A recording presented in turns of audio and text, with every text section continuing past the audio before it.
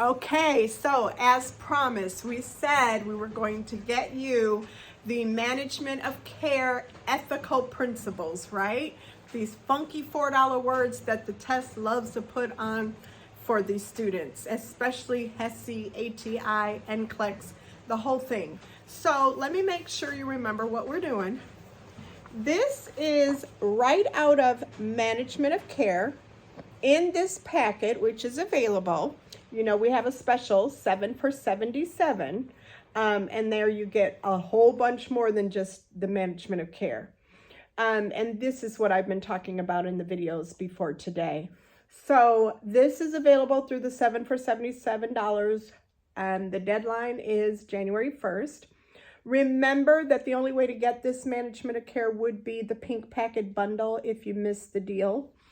And then there's the Oh My God packet. This Oh My God packet has a quickie section on ethical legal right on page 14. You know the Oh My God packet is the study guide to teach you how to step-by-step study for this NCLEX exam or HESI or whatever you're doing. And so this ethical legal principles include both ethics and legal principles right on page 14.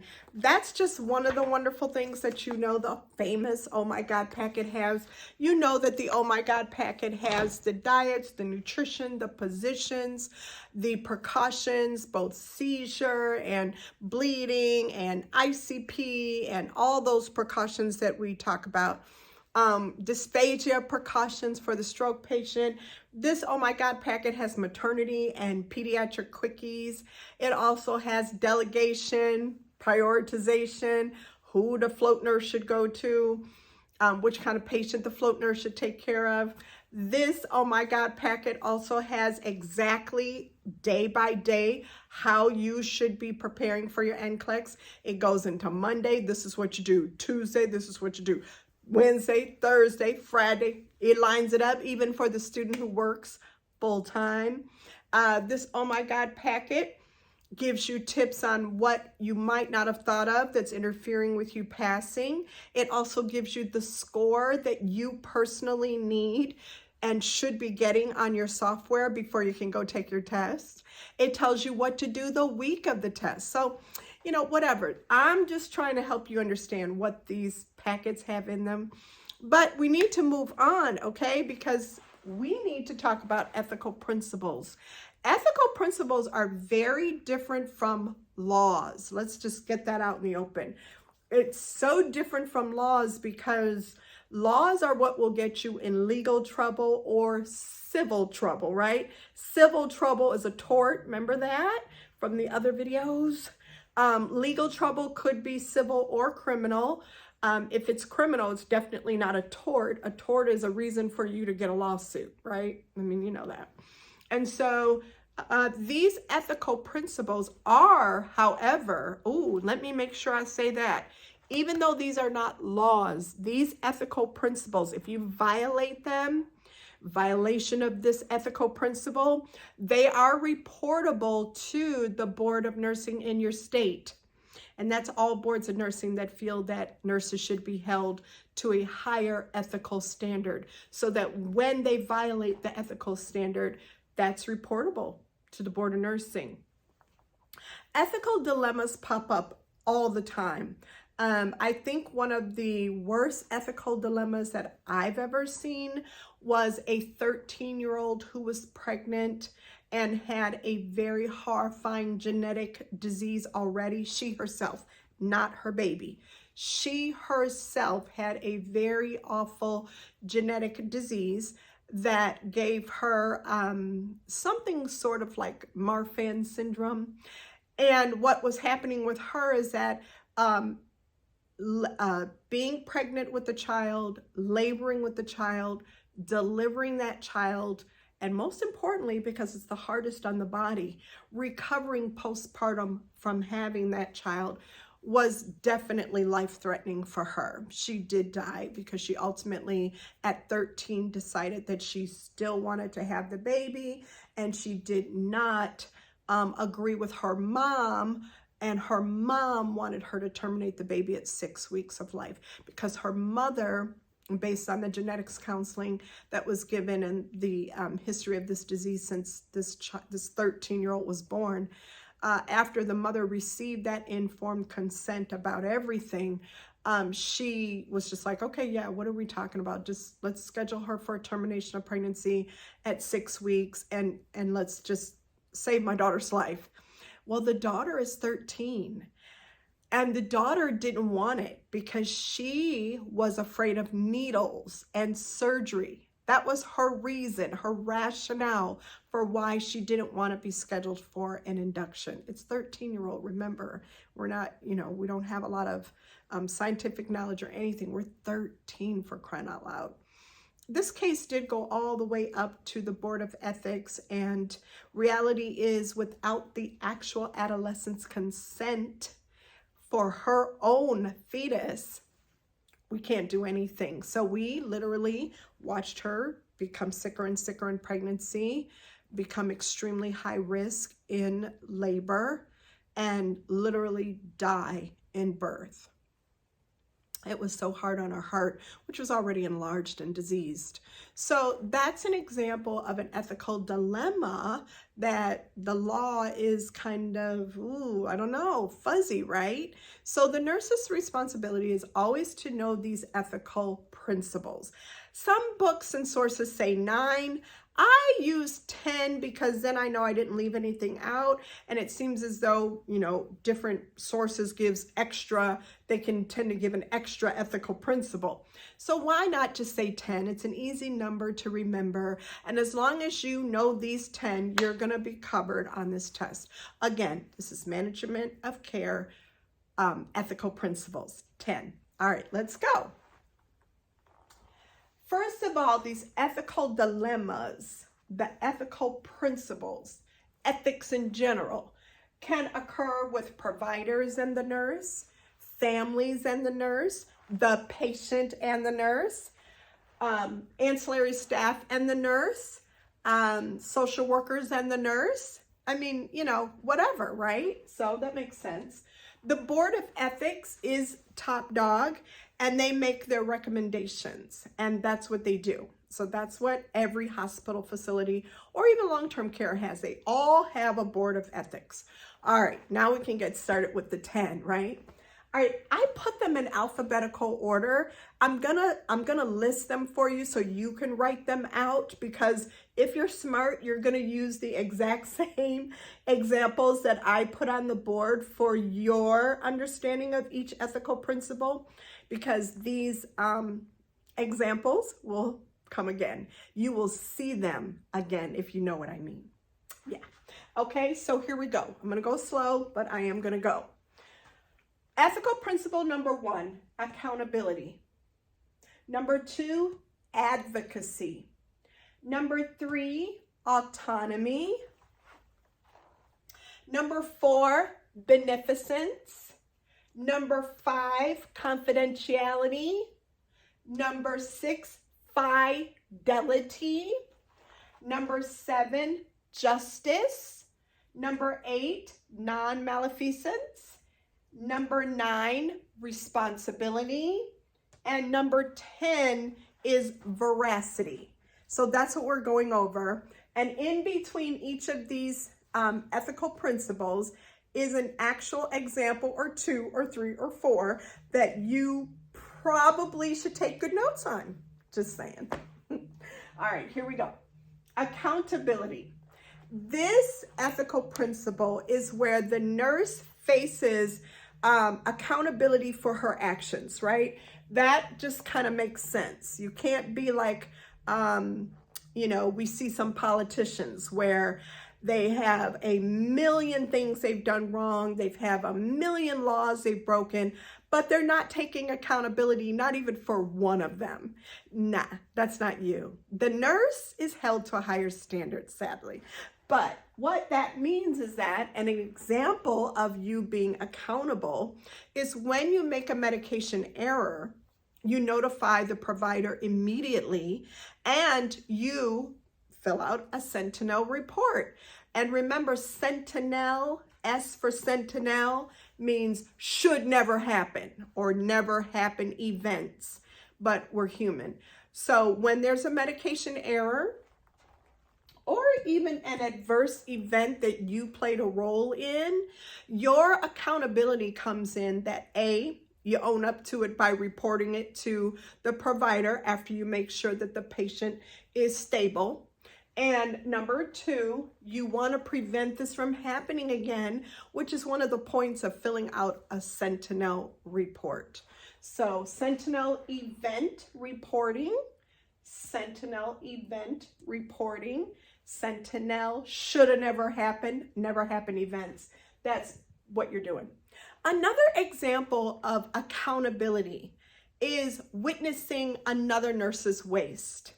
Yes, you are accountable for stating that that really is an opioid or narcotic or benzo, whatever it is. It really is what it is, and you can be held accountable if something comes up with this count and it's not quite right.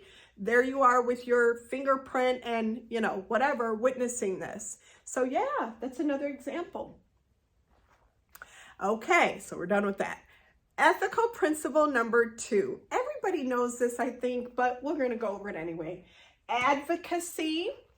Patient education is the best example of you being a patient advocate, because it's saying that I trust you are intelligent enough to have this information and that you will understand it and you will ask me questions and you will improve your health from it. So patient education. One of my favorite times to advocate for the patient is plan of care interdisciplinary rounds. This is where the pharmacist, the physician, the nurse practitioner, the social worker, the geriatric specialist, the case manager, and myself, and even maybe the aide, are together in the patient's room, and we're talking about the plan of care, including the patient in that plan of care rounds. So this is a time where I personally know that my patient's pain is not being managed to their liking, and I might advocate at that time at the plan of care rounds that is there any way the pain medication can be either increased or decreased? Maybe the patient feels loopy. Of course, if a patient is in pain, I'm not going to wait till rounds, but this is a time to bring that sort of thing up, especially if I just came in and rounds are being done within an hour of me landing on the unit, taking over the patient's care, and in report, I got this information.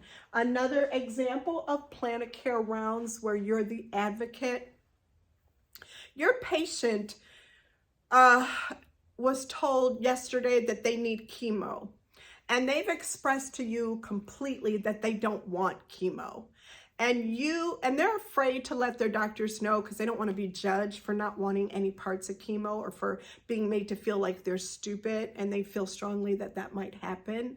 And then there you are, the middleman, which is your role as an advocate, to convey your patient's wishes to the plan of care rounds team, which includes an oncologist and whoever else. So just giving you some ideas of what some examples. Another example that's near and dear to my heart, I probably did it every single day as a labor and delivery RN, not as a provider. Of course, I am a provider and I did deliver babies, but I'm talking about before I went back to school to be a nurse midwife, I was a labor and delivery RN. And I gotta tell you, nearly every single week, if not every day, we would get, I myself and my colleagues would get patients scared to death. And they may have had what we call a birth plan. And a birth plan is an excellent example of autonomy. And this birth plan may have had in it no episiotomy. And so what I have seen as a labor and delivery nurse, our patients are scared to death of being cut down there, right? An episiotomy. Plus, evidence-based medicine shows us, or evidence-based practice, but it is evidence-based medicine, research, peer-reviewed journals, tell us, show us, demonstrate, prove that an episiotomy is basically like malpractice, because the episiotomies may lead to a 4th-degree laceration. And all you have to do is just think that through. So like, let's pretend, okay? So here we go. I want all of you to take the hem of whatever you're wearing and stretch it as hard as you can. Now, unless you got some cheap shit on, it shouldn't tear. Mine didn't tear. You saw me, nothing happened. Now, what do you think will happen if I take a pair of scissors and I cut right here and I went like that? No brainer. You will tear that blouse, shirt, whatever you were, demonstrating with, and so will her body. Once you cut that episiotomy, it will tear and can tear and may tear and often does tear further. If you had left the skin intact, and I'm talking to you as a nurse midwife now, because I've never, nor will I ever, cut an episiotomy because it's unnecessary. Yeah, so you know that you get these patients and they're scared to death of an episiotomy. It's in their birth plan, but they're also scared to bring it up for a multitude of reasons. So when the doctor comes in, and you have to remember that the doctors are not always in, but when they do come in and they check on the patient, it's obviously your job to convey their wishes, such as I'll say something along the lines of, the patient's very frightened that, very, very frightened of an episiotomy, and under no circumstances does she want to be cut. Now, I've had doctors which I knew were going to cut, like this is what they did, and they'd go, well, she just wants to tear. And they'd say it right in front of her. So, or they'd look at her and say, well, what do you want? You just want to tear, like your bottom, you just want to tear it to shreds? And they look at me, and then they look at him, and then they look at me, and then I look at him, and they say, well, no. And then, but I don't want an episiotomy. I said, yeah, it's in her birth plan written that she doesn't want an episiotomy for any reason. It's written right here. I don't know if you saw it. Yeah. So this was a big deal. All right, so I hope that helps you understand how you advocate for the patient. Okay, next ethical principle, autonomy. Now this is really easy. You know examples of autonomy means informed consent, and you also know that advance directives are an example of patient autonomy. What you may not know is some little details. Number one, the patient can't sign an informed consent and have it mean much if they've already had medications. So informed consent should be signed before medications. Also, if this patient speaks no English, before they can sign an informed consent, they need a medical interpreter, not their brother-in-law, okay? All right, so a medical interpreter, that's right. Advance directives, as you know, are just written materials in the event the patient can't communicate verbally and tell us what they want.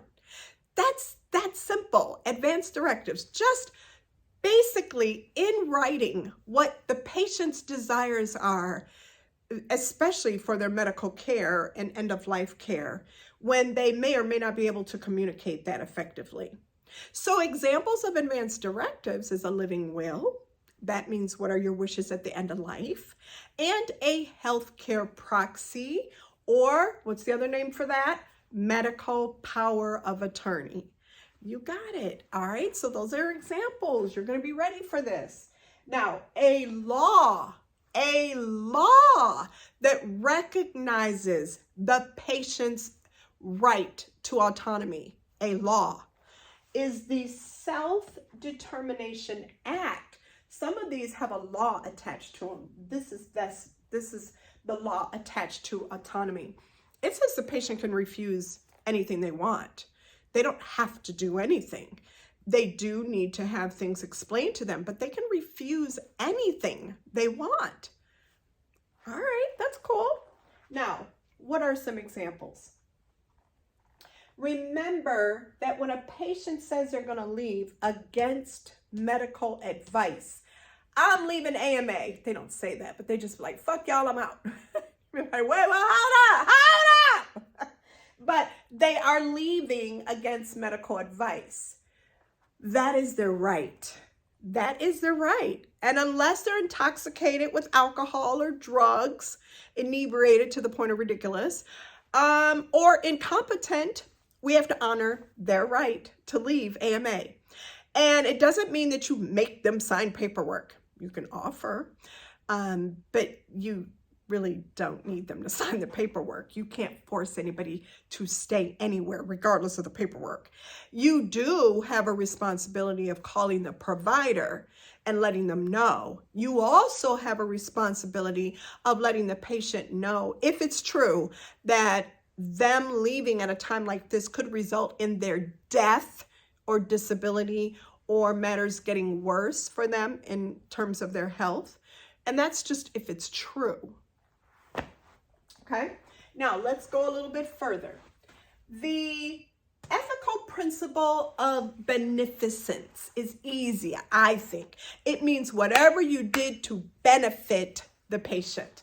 So beneficence is doing right or doing good for the patient. It's holding the hand of the mother who just lost her third child and has no living children. You see, here's what I've learned over the years. There is nothing you could say. There is not one thing you could say to that mother to make it better. So don't try. Holding her hand is the most powerful form of communication. And let me say that again, because some of you learned in school, don't touch the patient. Bullshit. Touch is the most powerful form of communication, and sometimes the only appropriate form of communication, as is the case of a woman losing her third child and not having any living children at all. Holding her hand, I think, speaks volumes. I think you would agree. Okay? So holding someone's hand with death or dying or hospice or any of those things is a perfect example. My personal favorite, and my kid is 40. Yeah, my personal favorite example of beneficence is when I had my 40-year-old after delivering a baby at 17. When I had my 40-year-old, I was given a warm, cozy blanket and wrapped in it. And I was freezing and shaking after childbirth because everything's all wet and just, you feel like shit. I will never forget that. It's impacted the way I care for my patients.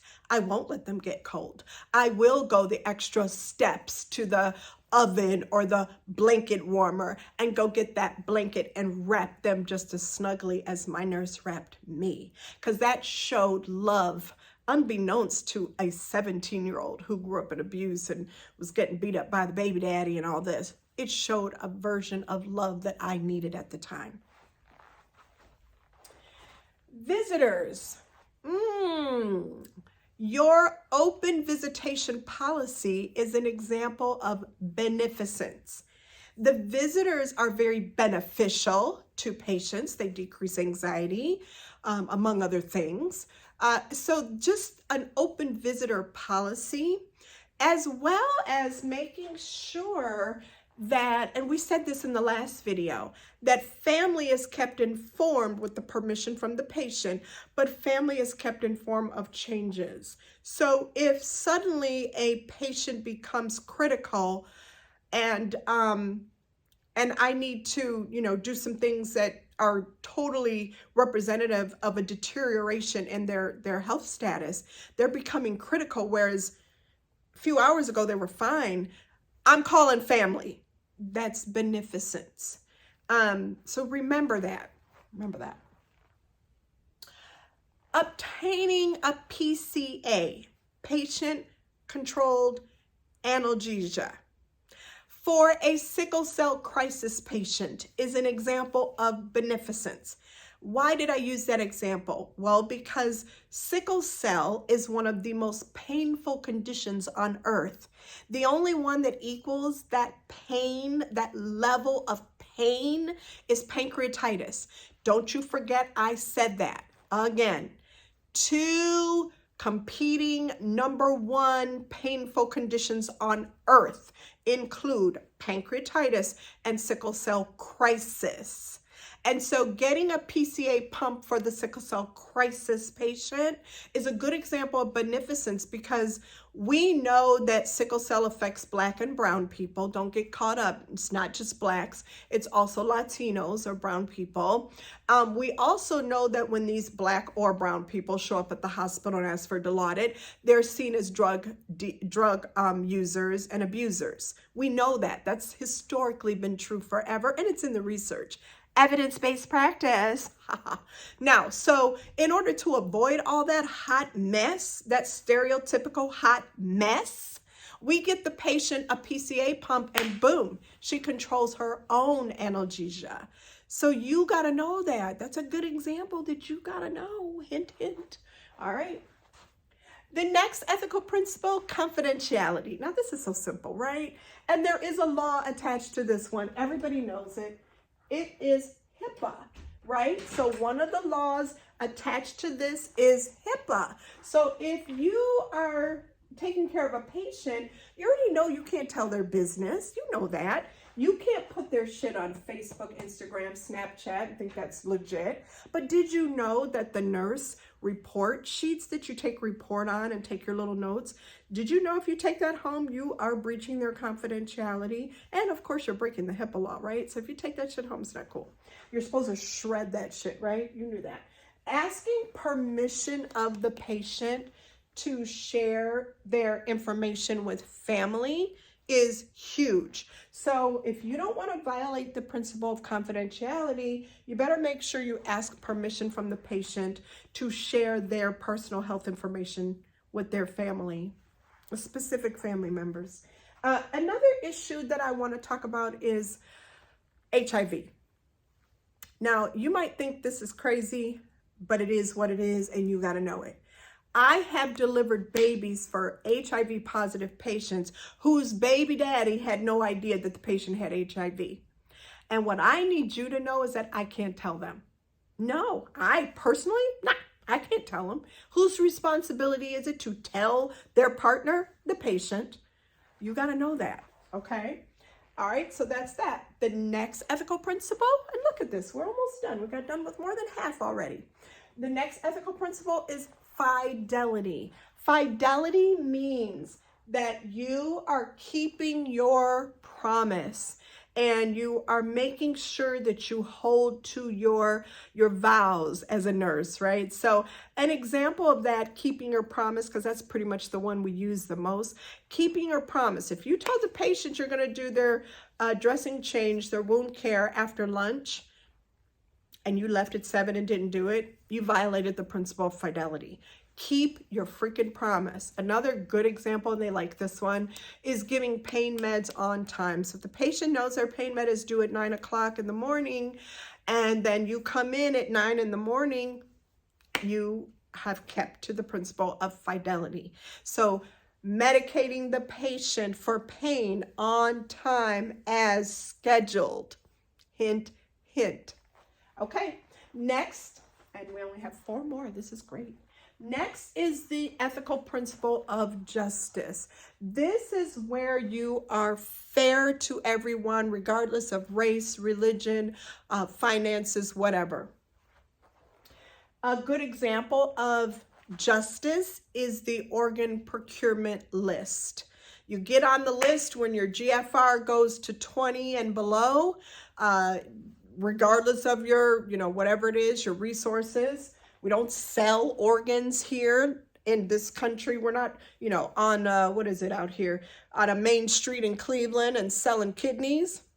Okay, so this is organ procurement list or the organ transplant list. You're put on the list regardless of your finances and that sort of thing.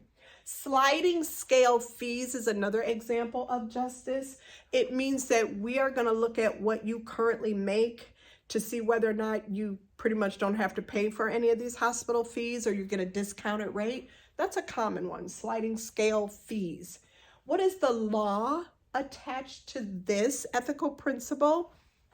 EMTALA. You may remember when I taught in I think it was the first management of care video about the legal stuff.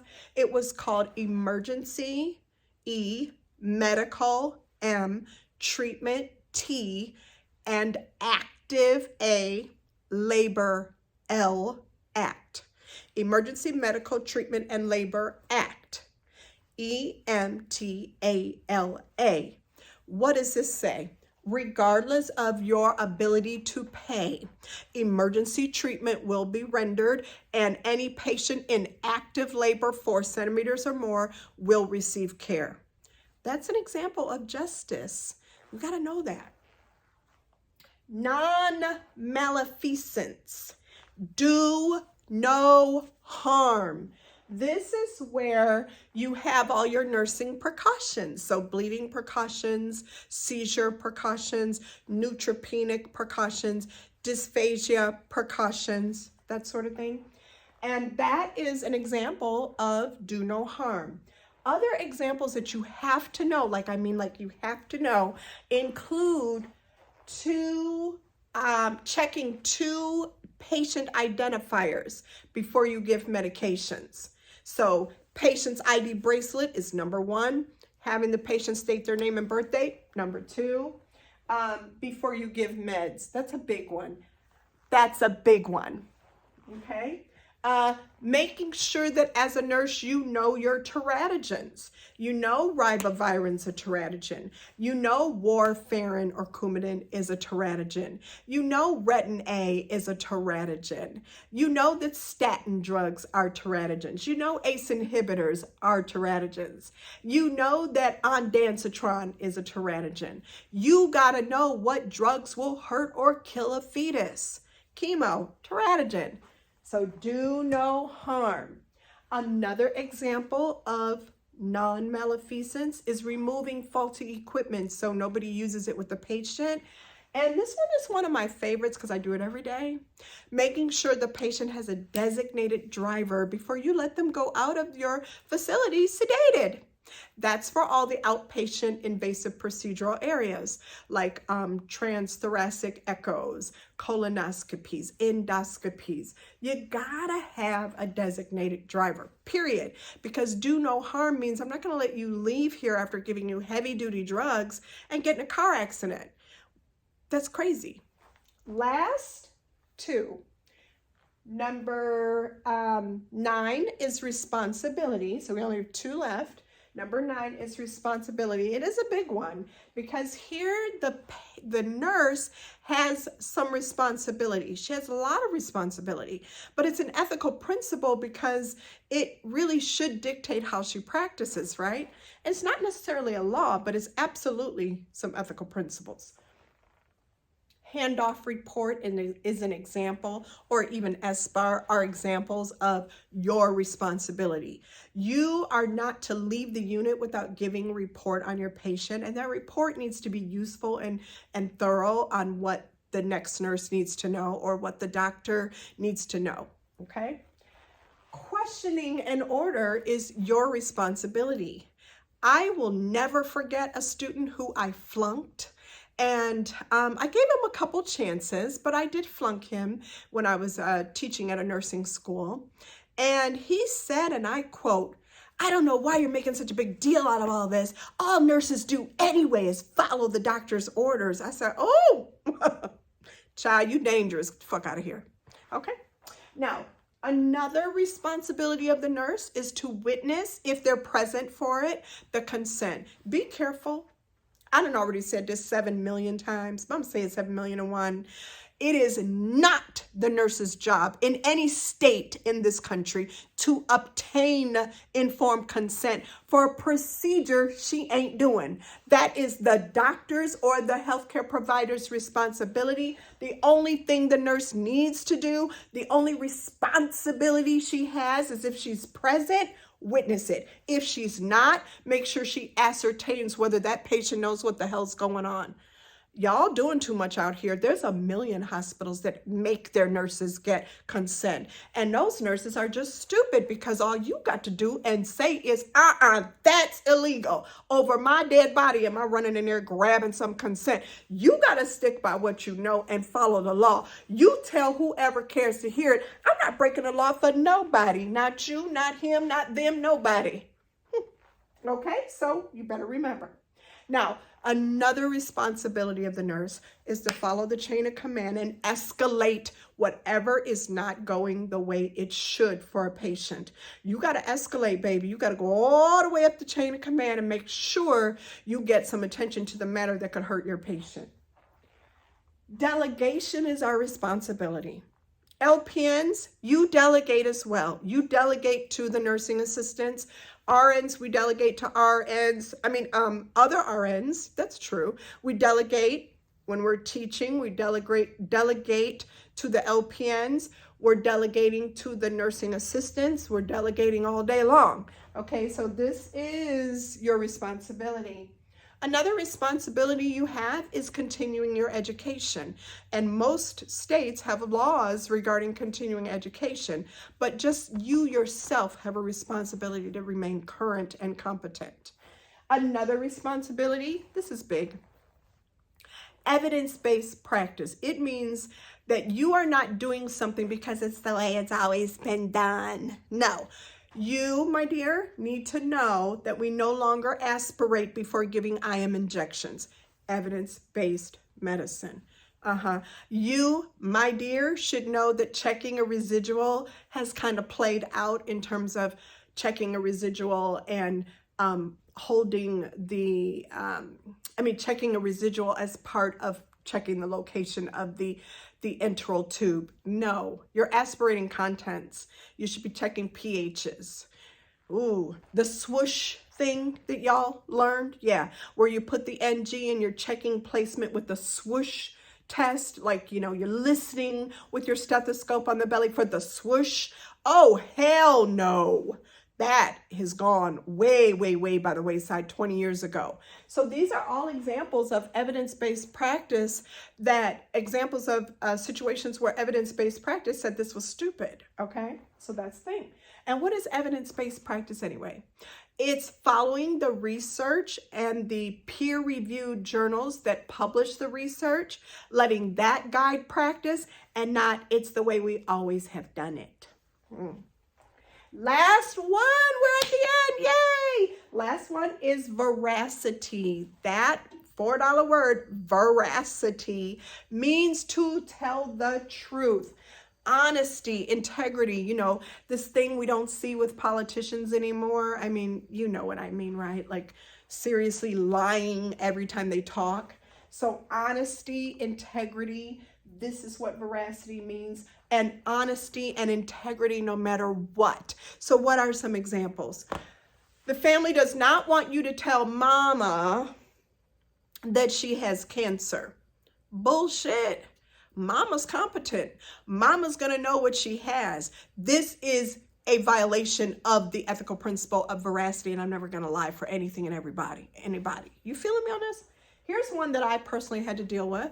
I had a patient that begged me to lie because her mom was a labor and delivery nurse. So she came in, she had a positive herpes outbreak. She needed a C-section because you cannot have a baby vaginally with herpes.